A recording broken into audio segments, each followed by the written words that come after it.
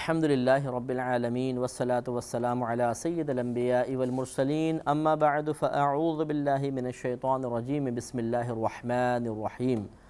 سورۃ الروم چل رہی تھی اور تقریباً اس کی 38 آیات کی تفسیر مکمل ہو گئی تھی۔ 38ویں آیت کے بارے میں تھوڑا سا کلام باقی تھا کہ اللہ تبارک و تعالی نے اس آیت کریمہ میں پہلے ارشاد فرمایا کہ پس ادا کرو رشتہ داروں کو ان کا حق اور مساکین کو اور مسافر کو، یہ بہتر ہے ان لوگوں کے لیے جو اللہ تعالیٰ کی رضا کا ارادہ رکھتے ہیں اور یہی لوگ کامیاب ہونے والے ہیں۔ تو کل کے پروگرام میں آخری ہماری بات یہ چل رہی تھی کہ کیا صرف نفقہ ادا کر دینا یا صدقہ و خیرات کی کثرت کرنا، کسی مسکین کی حاجت کو پورا کر دینا، مسافر کی حاجت کو پورا کرنا، اپنے قریبی رشتہ داروں کی مالی امداد اللہ تعالیٰ کی رضا کے حصول کے لیے کرنا، کیا صرف یہ کامیابی کے لیے کافی ہے؟ تو اس کا جواب یہ ہے کہ نہیں۔ یاد رکھیں کہ بعض اوقات اللہ تعالیٰ ایک عمل کو بیان کر کے اس پر کامیابی کی بشارت دیتا ہے، اس کا مطلب ہرگز یہ نہیں ہوتا کہ باقی تمام اعمال کو فراموش کرنے کی ترغیب دی جا رہی ہے۔ جیسے ڈاکٹر یہ کہے کہ یہ دوائی آپ لیجئے، آپ کو بخار ہے، انشاءاللہ یہ ایسی دوائی ہے کہ میں نے 1,00,000 مریضوں کو دی ہے، سب کو شفا ہو گئی ہے، تو آپ کو بھی انشاءاللہ ضرور شفا ہو جائے گی۔ تو اسے یہ کہنے کی ضرورت نہیں ہے کہ اب اس کے مقابل آپ پرہیز بھی کیجئے گا، سردی سے بچنے کی کوشش کیجئے گا، ٹھنڈے پانی سے مت نہائیے گا، کلفی وغیرہ مت کھائیے گا۔ وہ مطلب انڈرسٹوڈ ہے کہ وہ تمام باتوں کا لحاظ تو رکھنا ہی پڑے گا۔ وہ تو ایک چیز کو پوائنٹ آؤٹ کر رہا ہے کہ بھئی اس گولی کی بنا پر میں نے بہت سے لوگوں کو دیکھا ہے کہ شفا حاصل ہو گئی۔ اسی طریقے سے اللہ تبارک و تعالیٰ بعض اوقات کسی ایک یا دو اعمال کا تذکرہ فرما کر اس پر کامیابی کی بشارت دیتا ہے،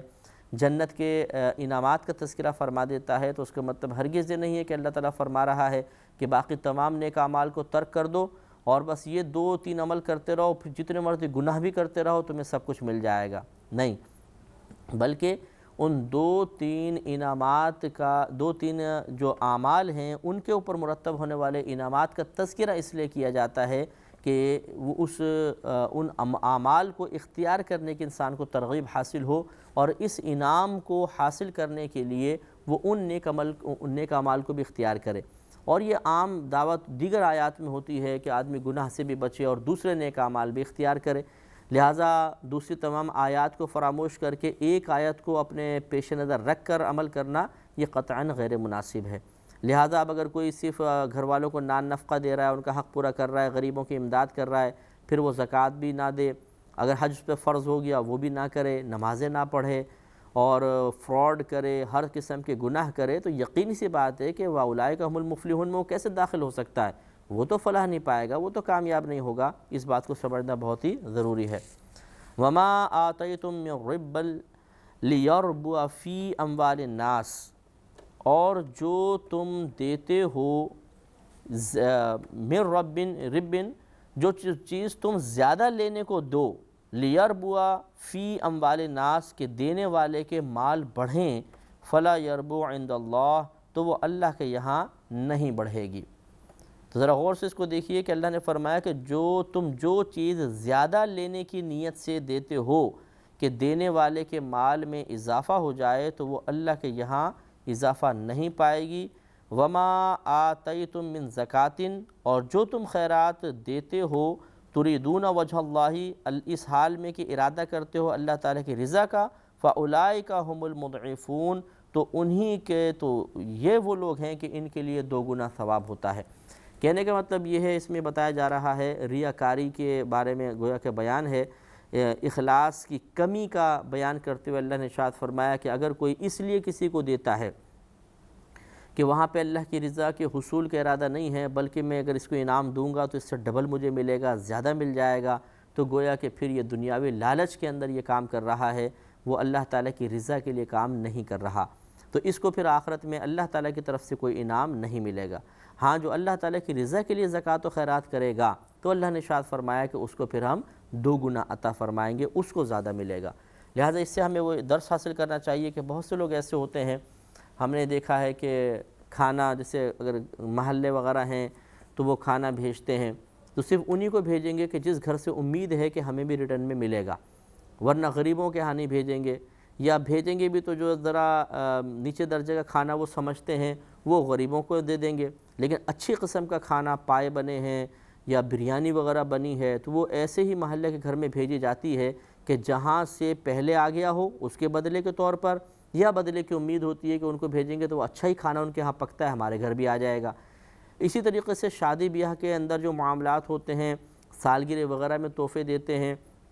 یا آپس میں دوست ایک دوسرے کو تحفے دیتے ہیں، اس میں بھی یہ فاسد نیت بعض اوقات شامل حال ہوتی ہے کہ اللہ کی رضا کا حصول کا ارادہ نہیں ہوتا، بلکہ لالچ یہ ہوتا ہے کہ ہم تھوڑا سا دیں گے تو ان کی طرف سے زیادہ مل جائے گا، تو یہ پھر اس پر ثواب مرتب نہیں ہوگا، اور یقینی سی بات ہے کہ آخرت میں اس پہ انعام بھی نہیں ہے۔ لیکن اگر کوئی صدقہ خیرات اس لیے کرتا ہے تاکہ اللہ تعالیٰ کی رضا حاصل ہو، کسی کو گفٹ دیتا ہے صرف اس وجہ سے کہ میں اللہ کی رضا کی خاطر دے رہا ہوں، یہ الگ بات ہے کہ بعد میں ان کی طرف سے اچھا رسپانس مل جائے، وہ ایک الگ مسئلہ ہے،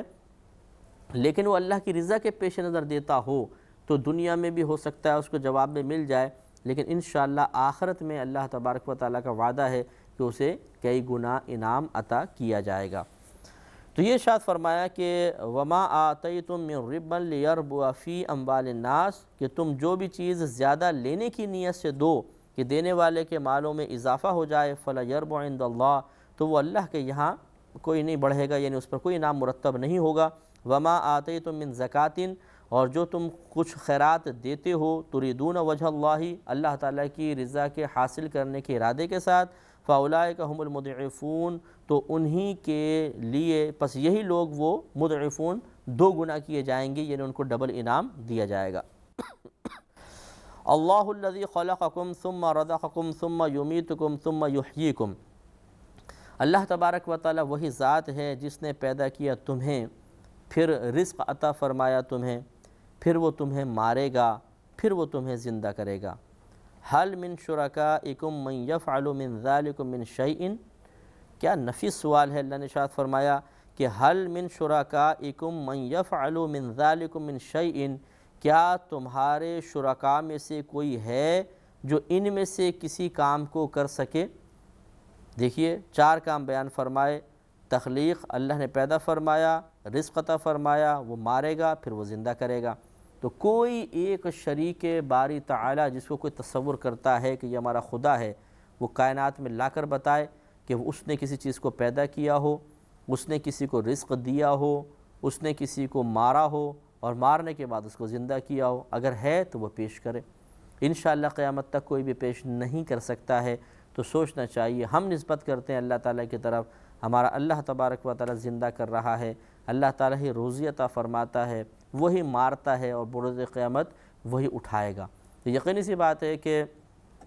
ہر جو شخص ہے، بس بلکہ جو پہلے زمانے میں کفار و مشرکین تھے وہ بھی اس بات کو تو تسلیم کرتے تھے کہ پیدا کرنے والی ذات اللہ تبارک و تعالیٰ کی ہے، لیکن وہ بتوں کی عبادت کو وسیلہ بناتے تھے۔ اللہ تعالیٰ کو یہ بھی چیز ناپسند تھی کہ عبادت میں اللہ تعالیٰ کے ساتھ کسی کو شریک ٹھہرایا جائے، لہذا اللہ نے دعوت فکر دی کہ جن کو تم اللہ کے ساتھ شریک ٹھہراتے ہو وہ نہ پیدا کر سکتے ہیں، نہ رزق دے سکتے ہیں، نہ وہ مارنے پہ قدرت رکھتے ہیں، نہ کسی مرے ہوئے کو زندہ رکھنے پر قدرت رکھتے ہیں، لہذا اللہ تعالیٰ کے ساتھ عبادت میں ان کو ہرگز شریک نہ ٹھہرایا جائے۔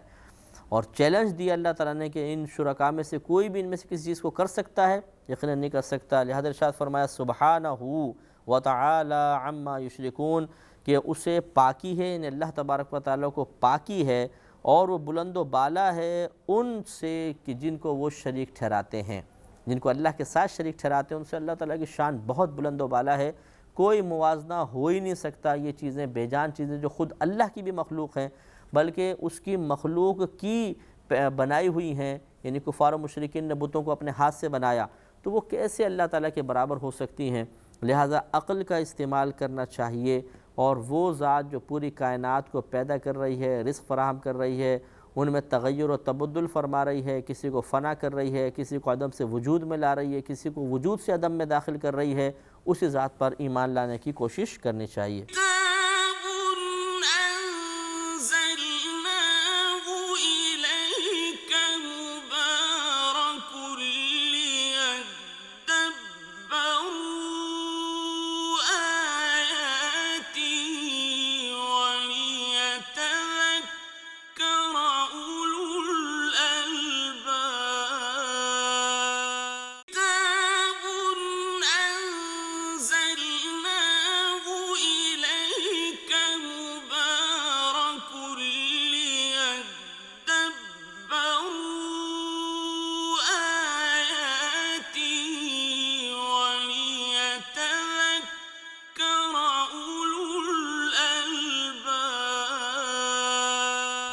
اگلی آیت میں اللہ تبارک و تعالی نے زمین میں پیدا ہونے والے یا سمندر میں پیدا ہونے والے جو فسادات ہیں کہ طوفان آ گیا، قحط سالی ہو گئی، زلزلے پڑ گئے، ان کی ایک بہت بڑی وجہ بیان فرمائی۔ ارشاد ہوتا ہے کہ ظہر الفساد فی البر والبحر،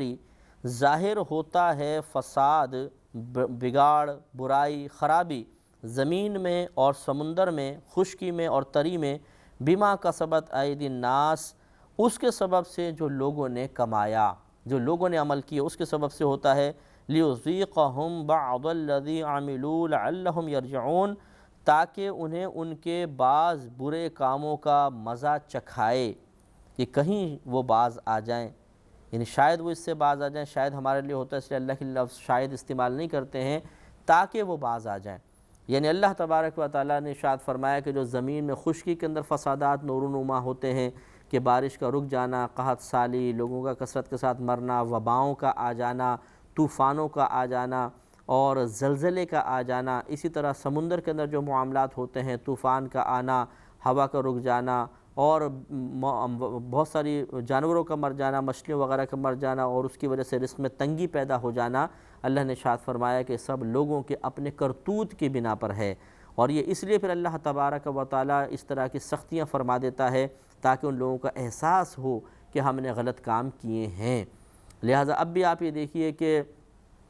یہ ہوتا ہے، یعنی جیسے اب یہ ایک سوال بھی پیدا ہوتا ہے کہ جی زلزلے ہوتے ہیں، نازل ہوتے ہیں، زلزلے آ جاتے ہیں، کیا یہ کہا جا سکتا ہے کہ یہ اللہ کا عذاب ہے؟ تو یہ تو کہنا مناسب نہیں ہوتا کہ اللہ کا عذاب ہے۔ ہاں یہ ہم کہہ سکتے ہیں کہ یہ ہمارے برے اعمال کا نتیجہ ہوتا ہے بعض اوقات، جو ہمیں آنکھوں سے دکھا دیا جاتا ہے، اس لیے ہمیں درس حاصل کرنا چاہیے، عبرت حاصل کرنی چاہیے اور اللہ تبارک و تعالیٰ کے عذاب کو دعوت نہیں دینی چاہیے۔ عذاب سے مراد وہ تکلیف اور پریشانی جو اللہ تعالیٰ ہماری طرف متوجہ کر دیتا ہے، برے اعمال کر کے ان کو دعوت نہیں دینی چاہیے، اللہ سے عافیت طلب کرنی چاہیے۔ اللہ تعالیٰ ہم سب کو عافیت میں رکھے۔ ارشاد فرمایا قُلْ سِیرُوا فِی الْأَرْضِ، اے حبیب کریم صلی اللہ علیہ وسلم آپ ارشاد فرما دیجئے کہ تم زمین میں چلو پھرو، سیر کرو۔ فَانظُرُوا كَيْفَ كَانَ عَاقِبَةُ الَّذِينَ مِن قَبْلُ، اور پھر تم یہ دیکھو، نظر کرو اس بات پر کہ کیسا ہوا انجام ان لوگوں کا جو تم سے پہلے تھے، جو پہلے والے لوگ ہیں ان کا کیا برا انجام ہوا، اپنی آنکھوں سے دیکھو۔ تو یہ کفار و مشرکین جیسے کہ آپ کو معلوم ہے کہ قافلوں پر جاتے تھے، تجارتی قافلے ہوتے تھے یا ایک شہر سے دوسرے شہر میں کسی اور غرض سے جایا کرتے تھے، تو درمیان میں ان بستیوں ان وادیوں سے گزرتے تھے کہ جہاں پر اللہ تبارک و تعالیٰ کا عذاب نازل ہوا اور اس کے آثار نظر آتے تھے۔ تو اللہ تعالیٰ نے ان آثار کو دیکھ کر عبرت حاصل کرنے کی دعوت دی، حبیب ان کو ذرا توجہ دلائیے کہ ان آثار کو دیکھو، تم سے زیادہ طاقتور قومیں تھیں، جسمانی طاقت زیادہ، ذہنی طاقت زیادہ، افرادی قوت زیادہ، تم سے زیادہ مال و متاع رکھنے والے، لیکن جب اللہ تبارک و تعالیٰ کی نافرمانی میں مبتلا ہوئے اور اللہ نے ان کی گرفت کا ارادہ فرمایا تو کوئی بھی ان کو بچانے والا نہیں تھا، تو پھر تمہیں بچانے والا کون ہوگا؟ لہٰذا یہ ایک دعوت فکر دی جا رہی ہے کہ اللہ کے عذاب کو چیلنج نہیں کرنا چاہیے، اللہ تبارک و تعالیٰ کی معاذ اللہ ڈھیل دینے کی عادت سے ناجائز فائدہ نہیں اٹھانا چاہیے، اور یہ نہیں سوچنا چاہیے کہ اب میں اتنا طاقتور ہو چکا ہوں کہ شاید اللہ تعالیٰ بھی معاذ اللہ میری گرفت پہ قدرت نہیں رکھتا ہے۔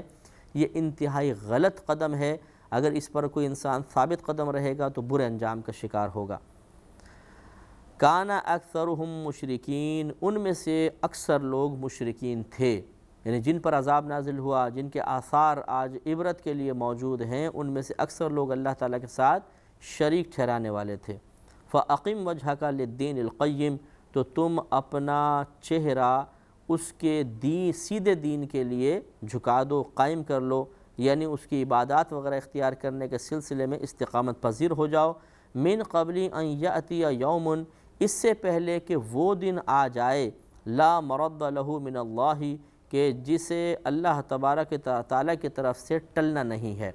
یعنی ایسا دن کہ جو اللہ کی طرف سے پھر ٹالا نہیں جائے گا، اس سے پہلے تم اللہ تبارک و تعالیٰ کے دین کو اختیار کر لو، اس کے مذہب کو اختیار کرو، اس کے نبی پر ایمان لانے کی سعادت حاصل کرو۔ اور اس دین سے مراد ہے قیامت، کہ جب قیامت قائم ہو جائے گی سب سلسلہ موقوف، پھر کچھ بھی نہیں ہو سکتا، پھر نیک لوگ انشاءاللہ جنت میں اور برے لوگ ہمیشہ کے لیے جہنم میں جائیں گے۔ لہذا ارشاد فرمایا کہ یوم لا مرد لہ من اللہ، کہ اس سے پہلے کہ آئے وہ دن کہ جو اللہ کی طرف سے ٹالا نہیں جائے گا، یعنی وہ ٹلنے والا نہیں ہے اللہ تعالیٰ کی طرف سے۔ یومئذ یصدعون، اس دن الگ پھٹ جائیں گے، الگ ہو جائیں گے، یعنی بالکل علیحدہ علیحدہ اللہ تعالیٰ کر دے گا۔ کفار علیحدہ ہوں گے، مسلمان بالکل علیحدہ ہو جائیں گے، گمراہ علیحدہ ہو جائیں گے، ہدایت یافتہ علیحدہ ہو جائیں گے، جہنمی علیحدہ ہو جائیں گے، جنتی علیحدہ ہو جائیں گے۔ اور اللہ تبارک و تعالیٰ پھر ان لوگوں کو جو جنتی ہیں، اس کی رضا کے حصول والے کام کرنے والے ہیں، مسلمان ہیں، انہیں داخل جنت فرمائے گا، اور برے لوگوں کو داخل جہنم فرمائے گا۔ ارشاد فرمایا من کفر فعلیہ کفرہ، جو کفر کرے تو اس کا کفر اسی پر ہے، یعنی اس نے اللہ کا کوئی نقصان نہیں پہنچایا، اس کے کفر کا وبال اسی پر ہوگا۔ اس نے اللہ تعالیٰ کا کیا بگاڑنا ہے؟ معاذ اللہ کون ہے جو اللہ تبارک و تعالیٰ کا کوئی برا کر سکے؟ لہذا اگر کوئی کفر اختیار کرے گا، اس سے اللہ کو کوئی فرق نہیں پڑے گا۔ اللہ تعالیٰ اس کے مسلمان ہونے کا محتاج نہیں، نہ کسی کا کفر اللہ تعالیٰ کے لیے باعث اذیت و تکلیف ہے، بلکہ اس کے کفر کا وبال اسی شخص پر پڑے گا۔ ومن عمل صالحا، اور جو شخص نیک عمل کرے، فلانفسہم یمہدون، تو وہ اپنے ہی لیے تیاری کر رہا ہے۔ کیا نفیس بات ہے کہ اگر کوئی کفر اختیار کرتا ہے تو اللہ کا نقصان نہیں کر رہا، اپنے لیے وبال جمع کر رہا ہے، اور اگر کوئی نیک عمل کر رہا ہے تو وہ اللہ تعالیٰ کو کیا دے رہا ہے؟ وہ تو اپنے لیے تیاری کر رہا ہے۔ یہ بہت پیاری بات ہے، لہذا ہمیں بھی غور کرنا چاہیے۔ وہ مسلمان بھائی اور بہنیں خاص طور پر کہ جو تھوڑی بہت عبادت کرنے کے بعد معاذ اللہ یہ سمجھنے لگ جاتے ہیں کہ شاید ہم اللہ پر کوئی احسان کر رہے ہیں، معاذ اللہ، چاہے زبان سے وہ نہیں کہتے، لیکن بعض اوقات شیطان ان کے کان میں، ان کے ذہن میں یہ بات راسخ کرنے کی کوشش کرتا ہے کہ تم عرصے دراز سے نمازیں پڑھ رہے ہو، تہجد پڑھتے ہو، قرآن پاک کی تلاوت کرتے ہو، اور تم نیک اعمال کر رہے ہو، صدقہ خیرات کثرت سے کر رہے ہو، تو اب تمہارا ایک حق ہے اللہ تعالیٰ پر، اور وہ حق یہ ہے کہ وہ تمہاری بات کو مانے، تمہاری دعاؤں کو قبول کرے، تم سے مصیبتوں کو لازم دور رکھے، اسے تمہاری بات معاذ اللہ ماننی چاہیے۔ یہ شیطان آہستہ آہستہ ذہن بناتا ہے، یہ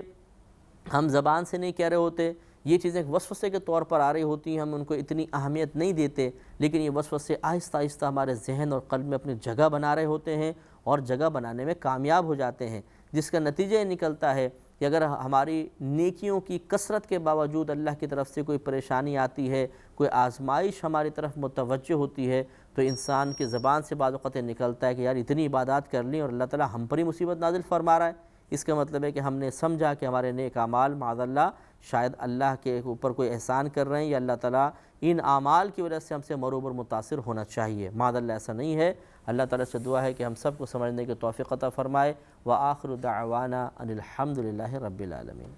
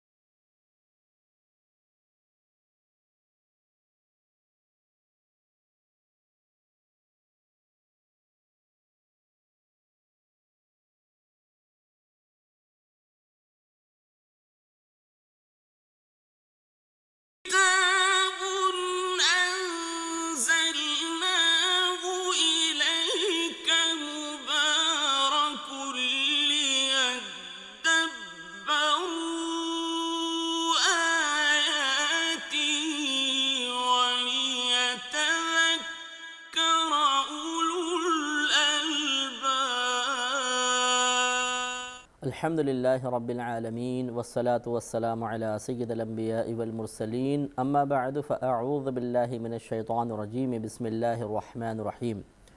سورۃ الروم چل رہی تھی اور تقریباً اس کی 44 آیات کی تفسیر مکمل ہو گئی تھی۔ 44ویں آیت میں یہ بات انتہائی توجہ کی طالب ہے کہ اللہ تعالیٰ نے ارشاد فرمایا کہ من کفر فعلیہ کفرہ، کہ جو کفر کرے تو اس کا کفر اسی پر ہے، یعنی کفر کا وبال اسی پر ہے۔ ومن عمل صالحا، اور جو نیک عمل کرے فلانفسہم یمہدون، تو وہ اپنی ذات کے لیے ہی تیاری کر رہا ہے۔ تو اس میں اللہ تبارک و تعالیٰ نے اپنی ذات کی بے نیازی کو واضح فرمایا کہ اللہ تبارک و تعالیٰ کو نہ تو کسی کا برا عمل نقصان پہنچا سکتا ہے، نہ کسی کے اچھے عمل سے اللہ تبارک و تعالیٰ کی ذات کو کوئی فائدہ پہنچتا ہے، بلکہ کوئی اگر برائی کرتا ہے تو اس کا وبال اسی پر ہے، اگر کوئی اچھائی کرتا ہے، ایمان لاتا ہے، نیک اعمال کرتا ہے، تو اس کا فائدہ اسی کو آخرت میں ملے گا۔ وہ گویا کہ اپنی آخرت کی تیاری کر رہا ہے، اللہ پہ کوئی احسان نہیں ہے۔ لہٰذا یہ جو بعض اوقات ایسا ہوتا ہے کہ معاذ اللہ شیطان کان میں چپکے سے یہ بات ڈالتا ہے کہ ایک آدمی مثلا نماز پڑھ رہا ہے، روزہ بھی ہے اور بہت سارے نیک اعمال کر رہا ہے، گناہوں سے بچنے کی کوشش بھی کر رہا ہے، لیکن اللہ تعالیٰ کی طرف سے مسلسل آنے والی آزمائش کا سلسلہ ختم نہیں ہوتا،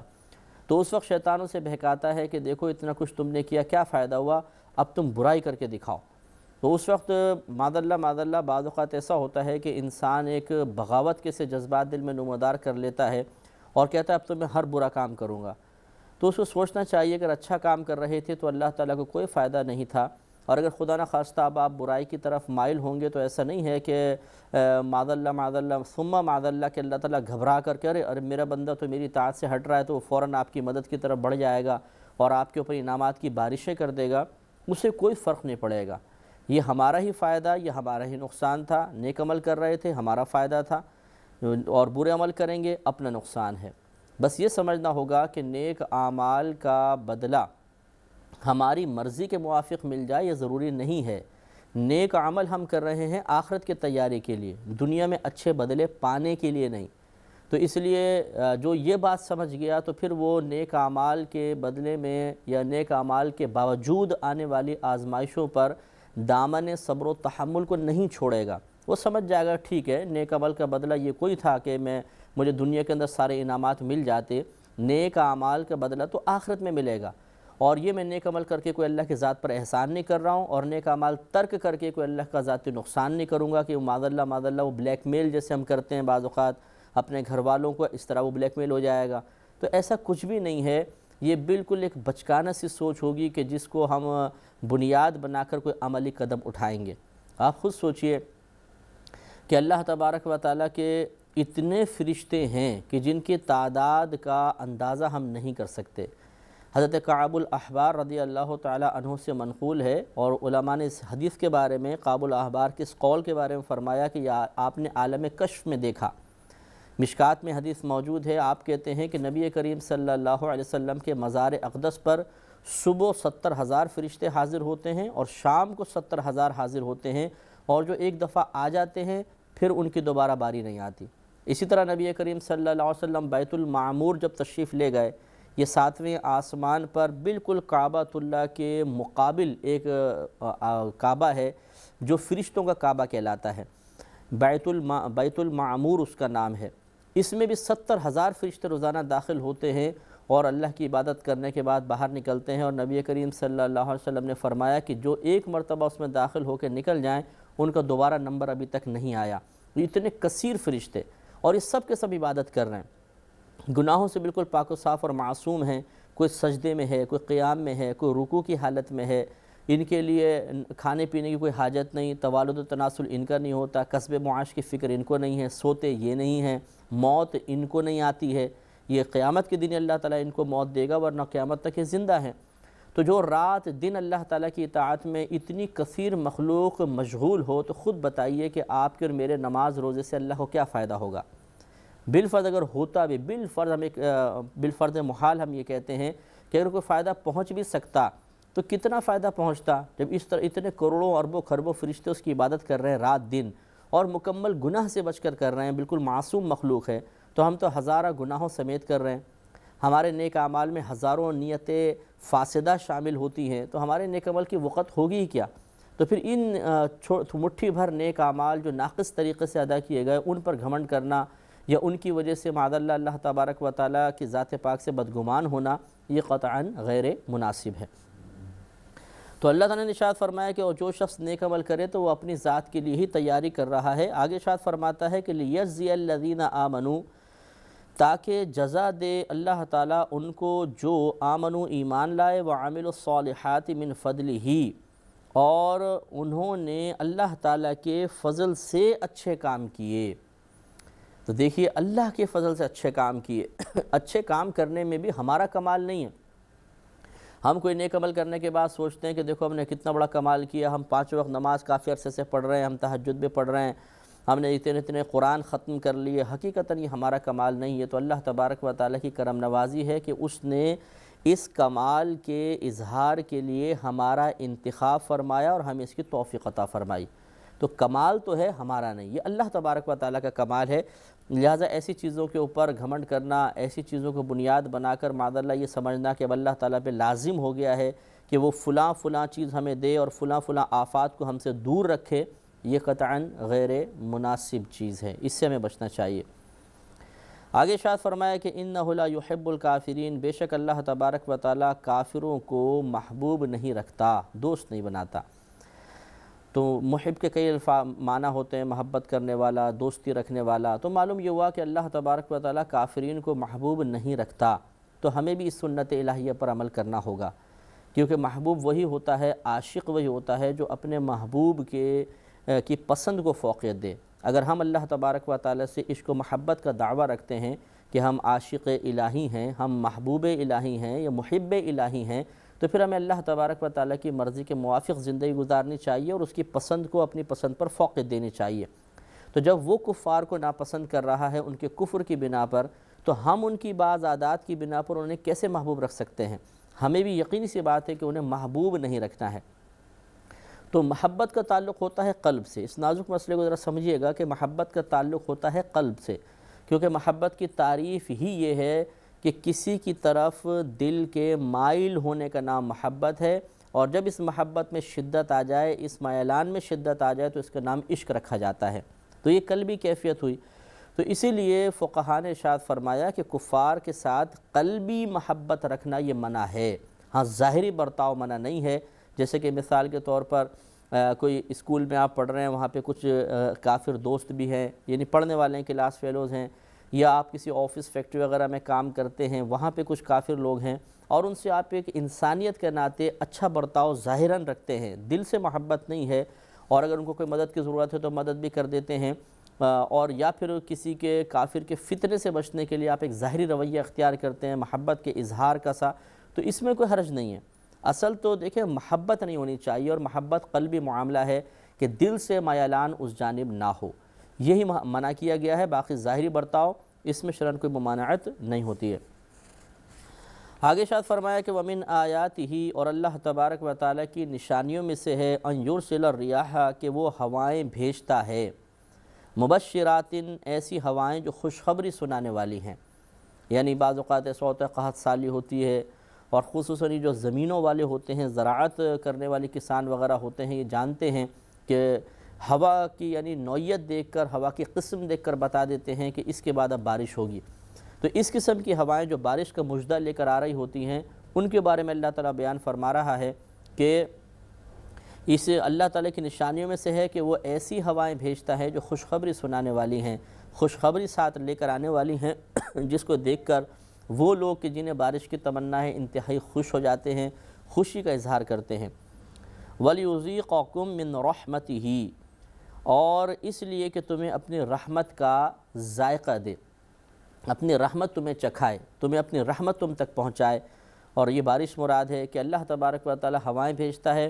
پہلے گویا کہ قاصد آ گیا جس نے خوشخبری سنائی، اور اس کے بعد پھر اصل چیز یعنی اللہ کی رحمت برستی ہے، اور اس سے پھر فصلیں بڑھتی ہیں، اس سے ندیاں جو خشک ہو چکی ہوتی ہیں، ڈیم جو خشک ہو جاتے ہیں وہ بھر جاتے ہیں، انہی ڈیم سے ہمیں بجلیاں حاصل ہوتی ہیں، تو بجلی کی قلت بھی ختم ہو جاتی ہے، اور بہت سارے فائدے ہوتے ہیں جس کا انسان براہ راست فائدہ اٹھاتا ہے۔ تو یہ ہوائیں اللہ تعالیٰ کی بہت بڑی نشانیاں ہیں۔ یقینی سی بات ہے کہ ان ہواؤں کو کوئی نہ کوئی ذات تو چلا رہی ہے۔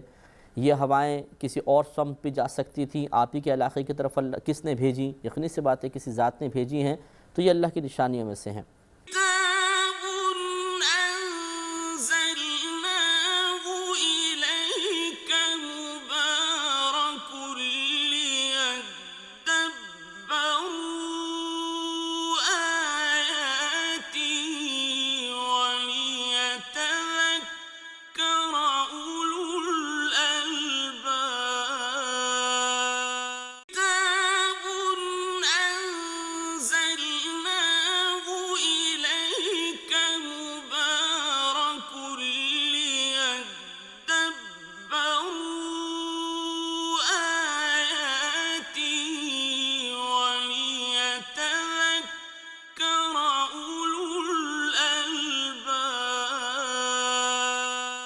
وَلِتَجْرِيَ الْفُلْكَ بِأَمْرِهِ، اور یہ ہوائیں کس لیے بھیجتا ہے؟ مزید ارشاد فرمایا اور تاکہ چلیں کشتیاں بِأَمْرِهِ، اس کے حکم کے ساتھ،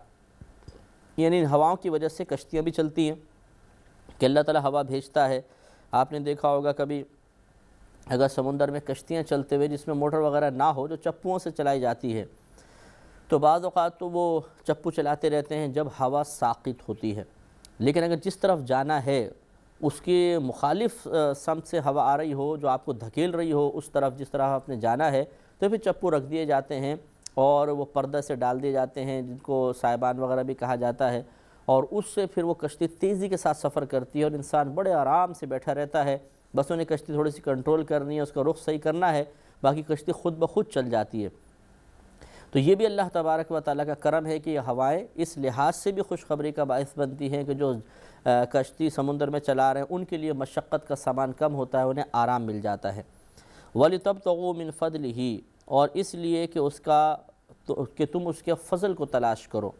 یعنی یہ جو کشتیاں چلتی ہیں یہ اللہ تعالیٰ کے حکم سے چلتی ہیں، اور اس لیے تاکہ تم اس کا فضل سمندر میں بھی تلاش کرو۔ تو فضل یعنی جب اندر جاتے ہیں مچھلیاں نکال کے لاتے ہیں اور بہت ساری چیزیں وہاں سے پکڑتے ہیں جن کو باہر لا کے بیچا جاتا ہے، تو معلوم یہ ہوا کہ یہ جو مال تجارت ہوتا ہے اگر یہ حلال طریقے سے حاصل کیا جائے تو اس کو اللہ تعالیٰ کا فضل قرار دے سکتے ہیں۔ وَلَعَلَّكُمْ تَشْكُرُونَ، اور تاکہ تم اس کا حق مانو، اس کا شکر ادا کرو۔ وَلَقَدْ أَرْسَلْنَا مِنْ قَبْلِكَ رُسُلًا إِلَىٰ قَوْمِهِمْ، اور ضرور بے شک بھیجا ہم نے اے حبیب کریم صلی اللہ علیہ وسلم آپ سے پہلے بہت سے رسول ان کی قوموں کی طرف۔ فَجَاءُوهُمْ بِالْبَيِّنَاتِ، تو وہ انبیاء علیہ السلام ان کے پاس واضح نشانیوں کے ساتھ آئے۔ فَانْتَقَمْنَا مِنَ الَّذِينَ أَجْرَمُوا، تو پھر ہم نے انتقام لیا یعنی بدلہ لیا، من الذین اجرموا، ان لوگوں سے جنہوں نے جرم کیے۔ یعنی انبیاء علیہ السلام آئے، انہیں نصیحت کی، لیکن وہ لوگ سرکشی کرنے لگے اور دنیا کے مال و متاع اور دنیاوی طاقت اور دنیاوی مناصب نے انہیں انبیاء علیہ السلام کے خلاف علم بغاوت بلند کرنے پر مجبور کر دیا۔ انہوں نے بغاوت کی، انبیاء علیہ السلام کی بات نہیں مانی، تو اللہ تعالیٰ نے ان سے بدلہ لیا کہ جب تمہیں اتنی نعمتیں عطا کی گئیں تو تمہیں ہمارا کہنا ماننا چاہیے، نہیں مانو گے تو اب بدلہ دو، اور پھر ان پہ عذاب نازل ہوا۔ وَقَانَ حَقًّا عَلَيْنَا نَصْرُ الْمُؤْمِنِينَ، اور یہ ہم پر حق ہے یعنی ہمارے ذمہ کرم پر ہے مومنین کی مدد کرنا۔ تو غور فرمائیے کہ اللہ تعالیٰ کا وعدہ ہے کہ یہ اللہ نے اپنے اوپر خود لازم کر لی ہے یہ بات کہ وہ مومنین کی امداد فرمائے گا۔ تو ہر دور میں ایسا ہوتا رہا کہ جس بھی نبی کے اوپر ان کی قوموں نے چڑھائی کی، ان کے خلاف بغاوت کی، ان کے خلاف لوگوں کو جمع کرنے کی کوشش کی، تو اکثر ایسے ہی ہوتا رہا کہ انبیاء علیہ السلام پر قلیل لوگ ایمان لے کر آتے تھے اور کثیر ان کی مخالفت کرتے تھے۔ تو اللہ تبارک و تعالیٰ نے نبیوں کو بھی محفوظ رکھا اور ان لوگوں کو بھی محفوظ رکھا جو نبیوں کے ساتھ تھے، اور یہ اللہ نے فرمایا کہ ہم پر حق ہے کہ ہم مومنین کی مدد کریں۔ ہاں ایسا ضرور ہوا ہے، یہ جا بجا قرآن میں ہے کہ بنی اسرائیل نے اپنے نبیوں کو قتل کیا تھا۔ تو اب اس کا مطلب یہ نہیں ہے کہ اللہ تبارک و تعالیٰ نے ان نبیوں کو بے یار و مددگار چھوڑ دیا تھا اسی وجہ سے قتل کر دیے گئے، ایسا نہیں تھا، بلکہ یہ اللہ تبارک و تعالیٰ کی مشیت تھی کہ بعض جگہوں پر پے در پہ نبی آتے تھے، ایک کے بعد ایک، ایک کے بعد ایک، ایک کے بعد ایک، تو انہی قوموں پر جیسے 2 یا 3 آئے، انہوں نے 1-2 کو قتل کیا، پھر تیسرے آئے، تو آخر اللہ تبارک و تعالیٰ نے مومنین کی ہی مدد فرمائی اور ان قوموں کو ہلاک کر دیا۔ تو مدد اللہ تعالیٰ ضرور فرماتا ہے، یہ الگ بات ہے کہ اس کی مدد کا ایک وقت اسی کے ارادے سے مقرر ہوتا ہے، ہم اس میں مجبور نہیں کر سکتے کہ ہم یہ کہیں کہ اللہ تعالیٰ تو نے تو مدد کا وعدہ خود قرآن میں فرمایا اور ہمارے پاس مدد کیوں نہیں آ رہی۔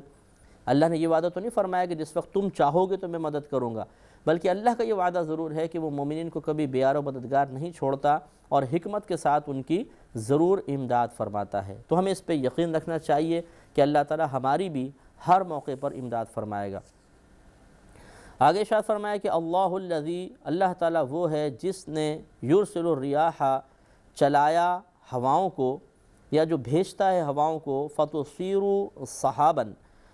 کہ وہ ابھارتی ہیں بادلوں کو، یعنی اپنے ساتھ بادلوں کو لے کے چلتی ہیں، فیبسطہ فی السماء کیف یشاء، تو اللہ تبارک و تعالیٰ پھیلا دیتا ہے ان بادلوں کو آسمان میں جیسا وہ چاہتا ہے، یعنی کہیں تو متفرق کر دیتا ہے، آپ آسمان پہ دیکھیں گے ایک بادل وہاں نظر آئے گا چھوٹا سا ٹکڑا، ایک یہاں ایک یہاں ایک یہاں، اور کبھی ایسا ہوتا ہے کہ تمام ٹکڑوں کو ملا دیتا ہے اللہ تعالیٰ اور پورے آسمان پہ بادل ہی بادل نظر آتے ہیں۔ تو یہ ہوائیں ہوتی ہیں جو اللہ کے حکم سے بادلوں کو جمع کر رہی ہیں، یا تو اس طرح ہوتا ہے کہ بادل متفرق طور پہ نظر آتے ہیں اور یا پھر ایک مقام پر مجتمع۔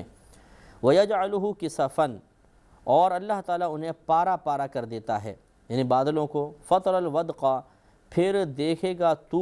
بارش کو، یخرج من خلالہ، جو نکل رہی ہوگی اس کے درمیان سے۔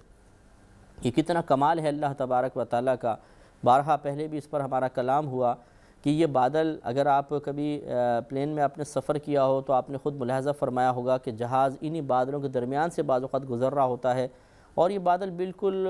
ایک نمی ہوتی ہے، حقیقتاً کہر جیسی ہوتی ہے جو مجتمع ہوتی ہے، آپ ہاتھ ماریں گے تو ہاتھ آپ کا گیلا ہو جائے گا اور وہ بادل ختم ہو جائیں گے، اتنے نرم و نازک ہوتے ہیں۔ لیکن یہی بادل اللہ تعالیٰ کے حکم سے ٹنوں وزنی پانی لے کے چل رہے ہوتے ہیں، ٹنوں وزنی پانی۔ تبھی آپ نے دیکھا ہے کہ جیسے پورا کا پورا شہر میں اگر بارش ہوتی ہے کتنا پانی گرتا ہے، اتنا پانی ہوتا ہے کہ اگر واقعی پورا شہر مل کر اتنا پانی جمع کرنا چاہے اور ایک ساتھ برسانا چاہے، پورا شہر مل کر نہیں کر سکتا جو یہ نرم و نازک بادل اللہ تعالیٰ کے حکم سے کر لیتے ہیں۔ اس سے معلوم ہوا کہ ہم بہت عاجز اور کمزور ہیں، اور اللہ تبارک و تعالیٰ کی عظمت، اس کی قدرت کا کوئی مقابلہ نہیں کر سکتا۔ تو جو اتنے نرم و نازک بادلوں پر ٹنوں وزنی پانی کو مجتمع کرنے پر قدرت رکھتا ہے کہ اس کے وزن سے وہ بادل نیچے نہیں ہوتے بلکہ آسمان پہ ہی سیر کرتے رہتے ہیں اور پھر برستے ہیں تو گھنٹوں گھنٹوں بارش برستی رہتی ہے، وہ رب کیا کچھ نہیں کر سکتا۔ لہٰذا ان باتوں میں غور و تفکر سے انسان کے دل میں اللہ تعالیٰ کی عظمت میں اضافہ ہوتا ہے اور اس کی قدرت کا کامل یقین ہوتا ہے، اور اس کی گرفت کا یقین پختہ سے پختہ ہوتا چلا جاتا ہے، اور جتنی اللہ کی عظمت زیادہ ہوگی، جتنا ذہن میں اس کی گرفت کا کامل یقین اپنی جگہ بناتا رہے گا، اتنا ہی انسان انشاءاللہ گناہوں سے بھی بچے گا اور نیک اعمال پر اس کو استقامت حاصل ہوگی۔ آگے شاید فرمایا فَإِذَا أَصَابَ بِهِ مَن يَشَاءُ مِنْ عِبَادِهِ، پھر جب وہ اسے پہنچاتا ہے اپنے بندوں میں سے جس کی طرف چاہے، یعنی بارش کو، اِذَا هُمْ يَسْتَبْشِرُونَ، تو اس وقت وہ خوشیاں مناتے ہیں۔ تو یہ بارش ہر جگہ تو نہیں پہنچتی ہے، جہاں اللہ تبارک و تعالیٰ چاہے اس علاقے میں بادل جمع ہوتے ہیں، بارش برساتے ہیں، تو اللہ نے فرمایا کہ جس وقت اللہ تعالیٰ اس بارش کو اپنے بندوں تک پہنچاتا ہے تو وہ خوشیاں مناتے ہیں۔ وَإِن كَانُوا مِن قَبْلِ أَن يُنَزَّلَ عَلَيْهِم مِّن قَبْلِهِ لَمُبْلِسِينَ، اگرچہ وہ لوگ اس سے پہلے کہ یہ بارش ان پر نازل کی جاتی، اس سے پہلے وہ مایوسی کی طرف مائل تھے، مایوس ہو چکے تھے۔ تو بعض اوقات ایسا ہوتا ہے کہ دور دور تک کہیں بادل نہیں ہے، انسان بالکل مایوس ہے، اور لمحے بھر کے اندر بادل جمع ہوتے ہیں اور بارش برس جاتی ہے۔ یہ اللہ کی عظیم قدرت ہے۔ اللہ تعالی ہمیں بھی بار بار اس پر غور و تفکر کی توفیق عطا فرمائے۔ وآخر دعوانا ان الحمد للہ رب العالمین۔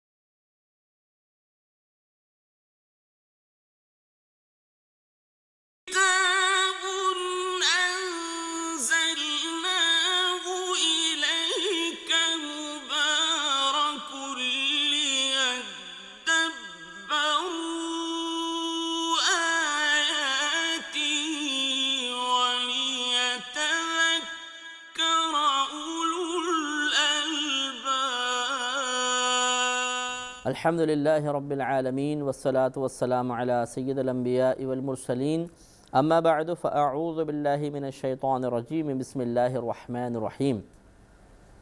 سورۃ الروم چل رہی ہے اور اس کی تقریباً 49 آیات کی تفسیر مکمل ہو چکی ہے۔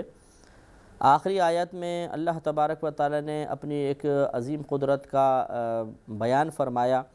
کہ اللہ تعالیٰ ہواؤں کو حکم دیتا ہے، وہ بادلوں کو جمع کرتی ہیں، پھر اللہ تعالیٰ جس طرح چاہتا ہے یا تو متفرق طور پہ بادلوں کو رکھتا ہے یا مجتمع طور پہ رکھتا ہے، اور پھر اللہ کے حکم سے ہی یہ بارش برستی ہے اور اپنے اس بارش کو اپنے بندوں میں سے جس کو چاہتا ہے وہاں تک اس کو پہنچا دیتا ہے، اور وہ بندے اس بارش کو حاصل کرنے کے بعد بہت خوش ہوتے ہیں، حالانکہ اس سے پہلے مایوس تھے۔ تو یہ ہوتا ہے، آپ اگر مطلب خود کسی گاؤں سے تعلق رکھتے ہیں، کہیں زراعت کا پیشے سے آپ وابستہ ہیں، یا اگر نہیں ہے تو آپ ان سے معلوم کیجئے کہ جب بارشیں نہیں ہو رہی ہوتی اور فصل ایسی ہو کہ وہ بارش کی بڑی سخت ضرورت ہو، اور اگر بارش نہیں ہوگی تو فصل تباہ ہونے کا اندیشہ ہو، اس وقت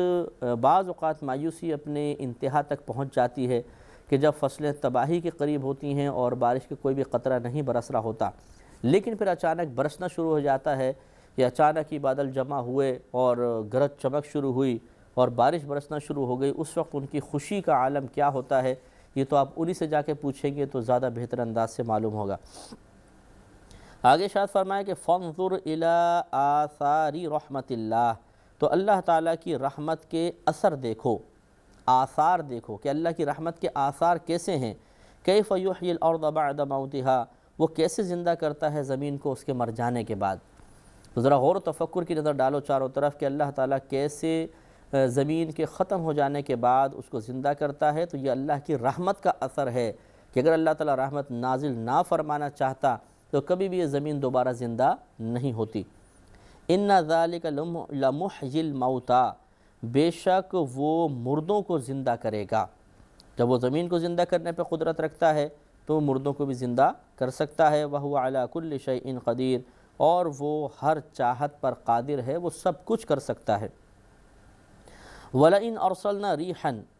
اور البتہ اگر بھیجیں ہم کوئی ہوا،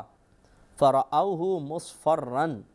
پھر وہ لوگ جن تک یہ ہوا پہنچی ہے وہ کھیتی کو زرد دیکھیں، یعنی ایسی ہوا اللہ تعالیٰ اگر بھیجے جو کھیتی کو یا زراعت کو نقصان پہنچانے والی ہو، جب وہ اس کو دیکھیں لَظَلُّوا مِن بَعْدِهِ يَكْفُرُونَ، تو ضرور اس کے بعد ناشکری کرنے لگیں۔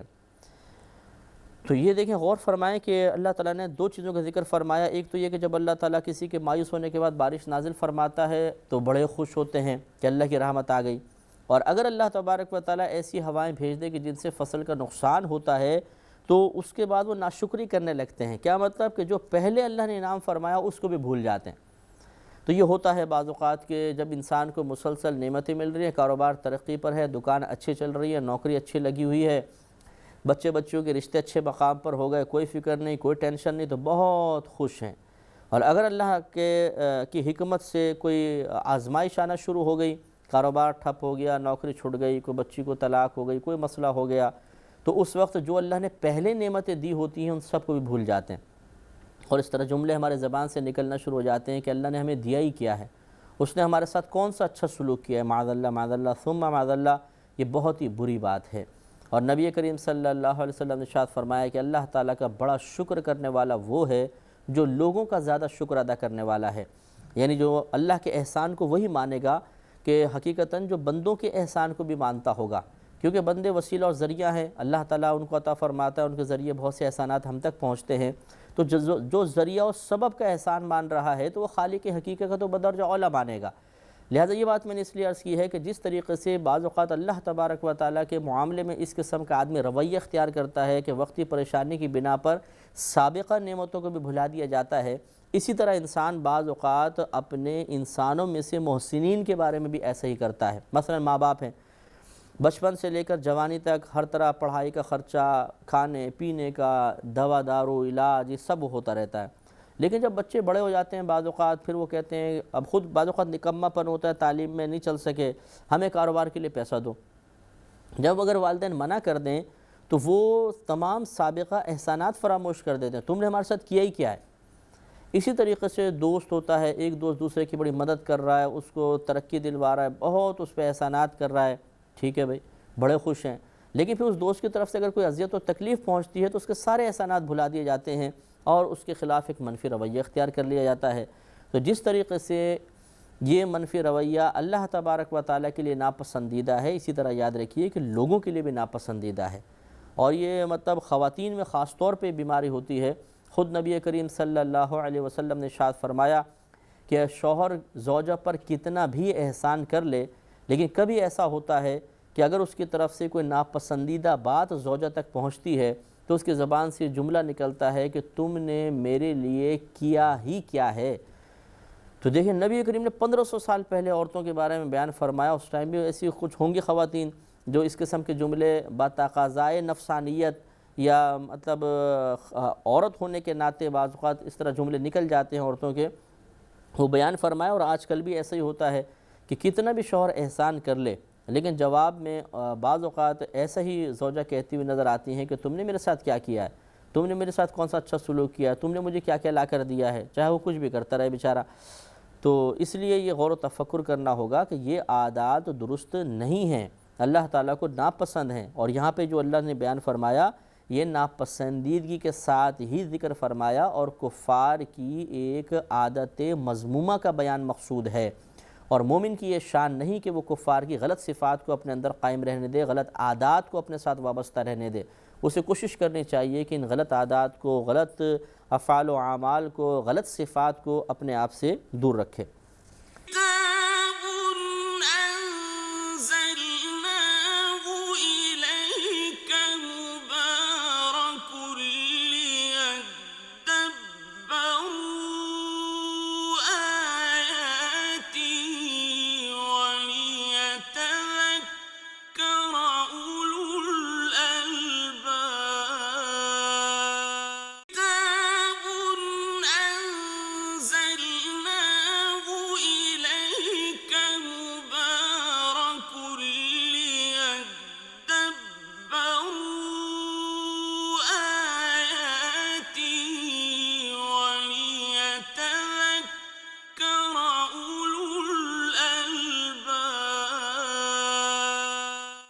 آگے نبی کریم صلی اللہ علیہ وسلم کو تسلی دی گئی ہے۔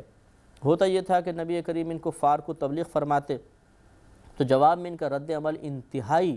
نامناسب ہوا کرتا تھا۔ آپ شفقت سے بات کرتے، یہ سختی سے بات کرتے، آپ پاکیزہ الفاظ کا استعمال فرماتے، یہ بیہودہ گفتگو کرتے، آپ صبر و تحمل کرتے، یہ جارحانہ رویہ اختیار کرتے تھے، آپ ان کے لیے اچھا چاہتے، ان کے لیے دعائیں کرتے، اور یہ جواب میں ظلم و ستم کا راستہ اختیار کرتے۔ اس وقت پھر جو آپ کے دل میں بڑی مطلب رنجیدگی پیدا ہوتی تھی، صدمہ ہوتا تھا، اور یہ ہونا بھی چاہیے کہ جو اتنا زیادہ کسی سے محبت رکھتا ہو، یعنی اس اعتبار سے نبی کریم ان کفار سے محبت رکھتے تھے کہ یہ اللہ کے بندے ہیں، شیطان کے جال میں پھنسے ہوئے ہیں، اگر میں ان کو تبلیغ نہیں کروں گا، ہدایت نہیں دوں گا تو یہ جہنم میں جائیں گے، وہاں جلیں گے، ان کو سخت عذاب ہوگا۔ تو نبی کریم کو بڑی ان سے ہمدردی تھی، لیکن وہ سنتے ہی نہیں تھے، اس سے نبی کریم کو رنجیدگی ہوتی تھی۔ اللہ تعالیٰ کو نبی کریم صلی اللہ علیہ وسلم کی قلب انور کی رنجیدگی مطلب بہت ہی جو محبوب ہوتا ہے وہ نہیں چاہتا کہ اس کے محبوب کے دل میں اس قسم کی رنجیدگی قائم رہے، لہذا تسلی کا اللہ نے سامان فرمایا، اور ان کفار کو اللہ تبارک و تعالیٰ نے مردوں سے تعبیر فرمایا۔ کافر کو مردہ اس لیے کہتے ہیں، جس طرح مردہ عرف عام میں ہم کہتے ہیں جی سنتا نہیں ہے، حالانکہ مردے سنتے ہیں، لیکن عرف عام میں یہ ہوتا ہے کہ اب یہ کون سا سن رہا ہے۔ تو جس طریقے سے مردے نہیں سنتے ہیں، اللہ تبارک و تعالیٰ نے کفار کو بھی ایسا ہی مردہ قرار دیا کہ یہ دلوں کے مردہ ہیں، آپ کچھ بھی سناتے ہیں یہ نہیں سن پاتے ہیں، لہٰذا اس میں آپ کا قصور نہیں، ان کے دل کی مردنی کی یہ دلیل اور علامت ہے، اور ان کے دل کی جو مردنی ہے اس کا قصور ہے کہ کوئی بات سمجھ نہیں پاتے ہیں، تو آپ کا کوئی قصور نہیں ہے، اس میں نبی کریم کو تسلی دی گئی۔ لہذا ارشاد ہوتا ہے فَإِنَّكَ بے شک آپ لا تسمع الموتى مردوں کو نہیں سنا سکتے ہیں، ولا تسمع الصم الدعاء اور نہ بہروں کو آپ کوئی اپنی بات کوئی پکار سنا سکتے ہیں، یعنی یہ کانوں کے بہرے ہیں اور دل کے اندھے ہیں، مردہ ہیں۔ اذا ولوا مدبرین جب وہ پیٹھ دے کر پھریں، یعنی جب یہ پیٹھ دے کر پھر جاتے ہیں، مطلب یہ ہے کہ آپ کتنی ہی اچھی بات کہیں انہوں نے سننا ہی نہیں ہے، ہمیشہ آپ کی طرف پشت کر کے کھڑے ہو جاتے ہیں، تو پھر یہ مردوں کی طرح ہو گئے ہیں کہ ان کے دل مردہ ہو گئے ہیں، یہ کوئی بات سمجھتے نہیں ہیں۔ یہ بہروں کی طرح ہو گئے ہیں کہ کوئی بات سنتے نہیں ہیں۔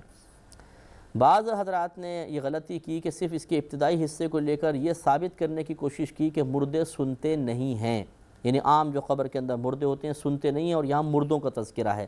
حالانکہ مردوں کا تذکرہ نہیں ہے، بلکہ یہاں دل کے مردوں کا تذکرہ ہے، اور اس پہ قرینہ اگلی آیات ہیں، جیسے کہ آپ یہ دیکھیں گے کہ یہاں پہ قبر کے مردوں کا تذکرہ نہیں ہو رہا ہے، بلکہ کفار کا تذکرہ ہے، اور کفار کے دل کی مردنی کے بارے میں اشارہ کیا جا رہا ہے، جیسے کہ آگے اللہ تعالیٰ ارشاد فرماتا ہے وَمَا أَنْتَ بِهَادِ الْعُمْيِ عَنْ ضَلَالَتِهِمْ،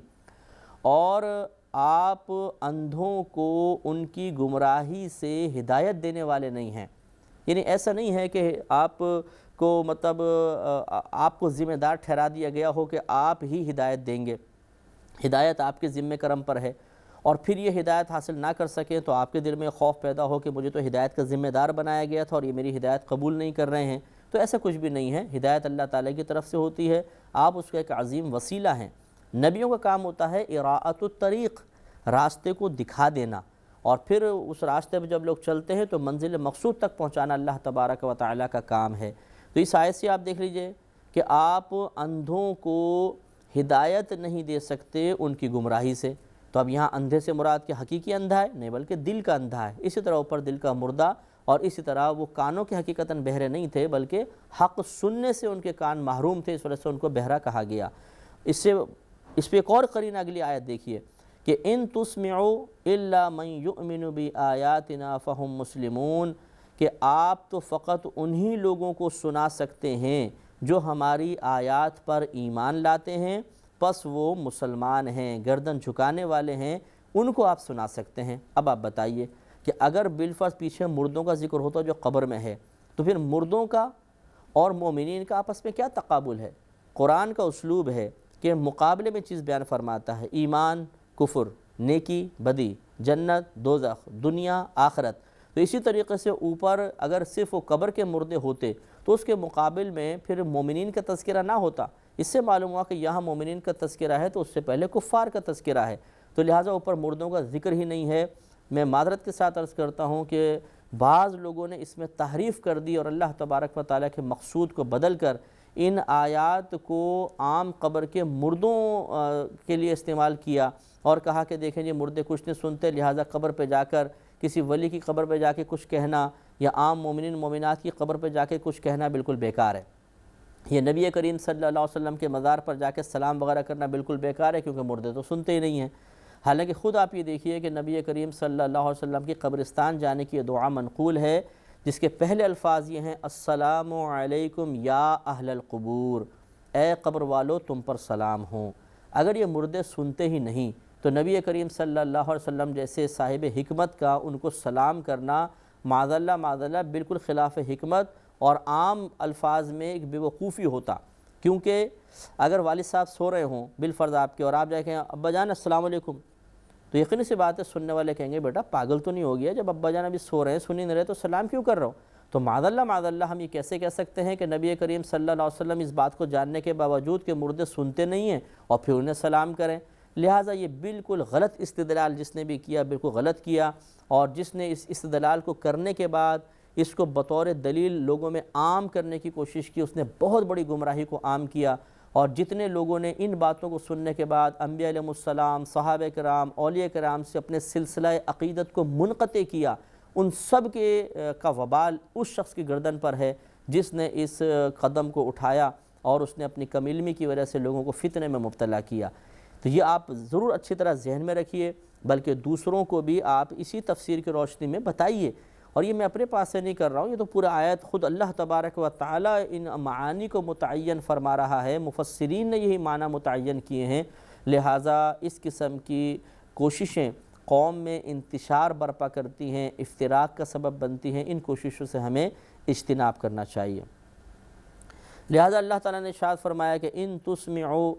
نہیں سنا سکتے آپ الا من یؤمن بآیاتنا، مگر صرف انہی لوگوں کو جو ایمان لاتے ہیں، ایمان رکھتے ہیں ہماری آیات پر، فہم مسلمون، تو وہ گردن جھکانے والے ہیں۔ انہیں آپ بالکل سنا سکتے ہیں، مطلب یہ سنتے ہیں، ہدایت قبول کرتے ہیں، ان کے دل آپ کے الفاظ کے اچھے اثر کو محسوس کرتے ہیں، اور یہ اپنے دل میں اس کو قائم رکھ کر اس کی برکات سے فیضیاب ہوتے رہتے ہیں۔ اللہ تعالیٰ نے اس کے بعد پھر اپنی قدرت اور عظمت کا بیان فرمانا شروع فرمایا۔ ارشاد ہوتا ہے کہ اللہ الذی خلقکم من ضعف، اللہ تعالیٰ وہ ہے جس نے پیدا کیا تمہیں کمزوری سے، یعنی تمہیں بنایا یا تمہیں پیدا کیا کمزور۔ تو یہ ہوتا ہے کہ جب بچہ پیدا ہوتا ہے آپ نے دیکھا کتنا کمزور سا ہوتا ہے، بالکل نرم و نازک ہوتا ہے کہ اگر آدمی چاہے تو اس کا پاؤں توڑنا چاہے تو اس طرح آرام سے ٹوٹ سکتا ہے، اتنا نرم و نازک ہوتا ہے۔ ثم جعل من بعد ضعف قوة، پھر تمہیں ناتوانی سے، پھر اس نے ناتوانی سے طاقت بخشی، طاقت بنائی، یعنی پھر آہستہ آہستہ مضبوط کیا۔ تو یہ جو لمبے چوڑے پہلوان یا باڈی بلڈرز کو آپ دیکھیں، کیا یہ شروع سے ایسے تھے؟ نہیں، یہ بھی جب پیدا ہوئے تھے تو اسی طرح کمزور سے بچے تھے، اور پھر دیکھیے کیا جسم بنتا ہے، کیسی مضبوط ہڈیاں ہو جاتی ہیں، کتنی بڑی بڑی چوٹیں انسان برداشت کرتا ہے۔ اور خصوصاً جیسے باکسنگ کرنے والے ہیں اور ریسلنگ کرنے والے ہیں یا کوئی بھی کھیل کود کرنے والے ہیں جن کو بہت زیادہ چوٹیں لگتی ہیں، تو کتنا جسم اس کو برداشت کا عادی ہو جاتا ہے۔ تو یہ تمام طاقت و توانائی اللہ کی ہی دی ہوئی ہے۔ تو ذرا غور و تفکر کرنا چاہیے کہ کہاں کمزوری اور کہاں پہ اتنا طاقتور، کہاں ایک مختصر سا بدن اور پھر کہاں لہیم شہیم انسان، کہاں ایک چھوٹے چھوٹے سے اعضاء اور پھر انہی اعضاء کو بلندی عطا فرماتا ہے اور انسان ایک سا لمبا چوڑا ہو جاتا ہے۔ یہ سب اللہ تبارک و تعالی کا کرم ہے۔ لیکن پھر فرمایا ثم جعل من بعد قوة ضعفا وشیبا، پھر رکھتا ہے وہ قوت کے بعد کمزوری اور بڑھاپے کو۔ تو سبحان اللہ، جس طریقے سے اللہ تعالیٰ لے کر چلتا ہے اسی مقام پر پھر دوبارہ پہنچاتا ہے۔ آپ یہ دیکھیے پہلے چھوٹا سا بچہ ہوتا ہے، مختصر بدن ہوتا ہے، اس کا سوچ چھوٹی ہوتی ہے، کمزوری ہوتی ہے۔ جب آدمی بڑھاپے کی دہلیز میں قدم رکھ دیتا ہے تو یہی چیزیں ہوتی ہیں، جسم مختصر ہونا شروع ہو جاتا ہے، اعضاء سمٹنے شروع ہو جاتے ہیں، جسم سمٹتا ہے، چہرہ سمٹ جاتا ہے، اعضاء سمٹ جاتے ہیں۔ بہت ہی بوڑھے کو آپ نے دیکھا ہوگا جسم پہلے جیسا نہیں رہتا، ڈھلک جاتا ہے، اور پھر کمزوری بھی غالب ہو جاتی ہے جیسے پہلے کمزوری تھی۔ پھر جیسے بچوں کا سا ذہن بن جاتا ہے، آپ نے دیکھا ہوگا بہت سے بوڑھے حضرات ایسے ہوتے ہیں بالکل بچوں والی عادت ہو جاتی ہے، ضد زیادہ ہو جاتی ہے، چڑچڑاپن، اپنی بات منوانا، چھوٹی چھوٹی بات پہ جھڑکنا، لڑنا شروع کر دینا، تو یہ دوبارہ آدمی اسی طرف